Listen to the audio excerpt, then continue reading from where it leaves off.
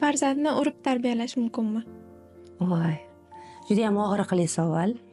Har doim shu jannat rayhonlari kursini o'tganimda ham, farzand tarbiyasida gapirganimda ham mana shu urush haqida albatta savol bo'ladi.